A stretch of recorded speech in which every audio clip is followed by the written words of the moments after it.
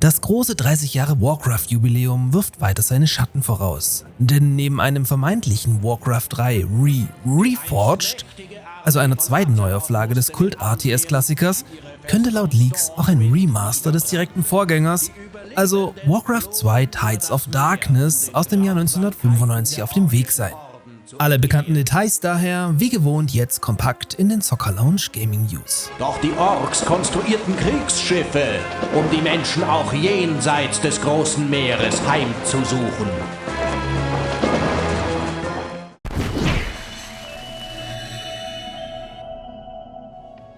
Mit Warcraft 2 Tides of Darkness lieferte Blizzard im Jahr 1995, also bereits grob ein Jahr nach dem ersten Serienteil, ein wahres RTS-Brett ab, welches für viele Jahre zum Besten in diesem Genre gehörte und erst Jahre später vom hauseigenen StarCraft übertroffen werden sollte. Warcraft 2 blieb mir vor allem wegen seinem ikonischen Intro in Erinnerung. Ich meine, gebt euch mal das.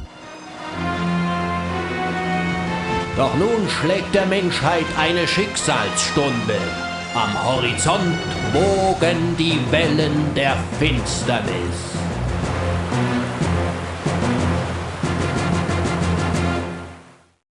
Warcraft 2 schloss an die Ereignisse der Ork-Kampagne des Vorgängers an. Das Königreich Azeroth war durch die Zerstörung der Hauptstadt Sturmwind gefallen und die Menschen flüchteten über das Meer in das Königreich Lordaeron. Doch wie man dem epischen Intro schon entnehmen kann, setzten auch die Orks über und versuchten Lordaeron ebenfalls unter ihre Kontrolle zu bringen. So lag es dann an euch, den neu aufkeimenden Krieg entweder auf Seiten der Menschen oder Orks vermeintlich final zu entscheiden. Das Ende der Menschenkampagne gilt hier übrigens als kanonisch und wird dann in Warcraft 3 weitergeführt. Apropos Warcraft 3, bereits in 2 Videos habe ich euch die Brotkrumen zusammengepickt, warum auch Warcraft 3 demnächst in einer neuen überarbeiteten Version um die Ecke kommen müsste. Da stellt sich für mich eigentlich auch direkt die Frage, wann denn dann wohl der Leak zu Warcraft 1 Remastered gedroppt wird. Aber gut, heute geht's um Warcraft 2. Warcraft 2 gilt als Meilenstein des Strategiegenres und war mit 2 Millionen verkauften Kopien ein Welterfolg, ist aber im Vergleich zu anderen Titeln aus dieser Zeit nicht sonderlich gut gealtert. Warcraft 2 führte ganz banale Dinge wie Wasser- und Lufteinheiten ein und ist aus historischer Sicht das Spiel, meine ich zumindest, dem wir zu verdanken haben, mehrere Einheiten gleichzeitig auswählen zu können. Der erste Hinweis auf eine Remastered-Version ist Anfang der Woche, wie neulich schon bei Warcraft 3, erneut über das Bliss-Tracker-Tool aufgetaucht, in welchem plötzlich ein Eintrag mit Warcraft 2 Remastered Internal Alpha notiert wurde. Es läuft also ziemlich sicher aktuell bereits ein interner geschlossener Alpha-Test zum Titel, sodass der Release hierfür auch nicht sonderlich weit in der Zukunft liegen sollte.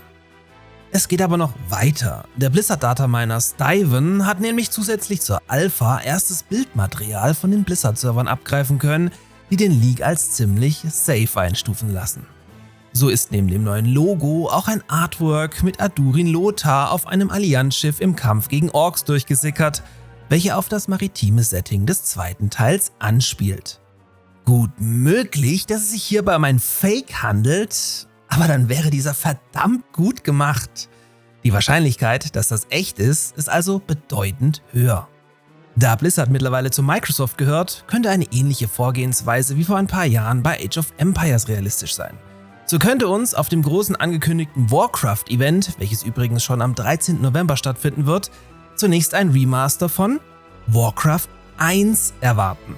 Im Folgejahr dann Warcraft 2 und in 2 Jahren dann tatsächlich ein neues Warcraft 3, in welchem dann die vor 4 Jahren vergraulte Spielerschaft entschädigt werden könnte.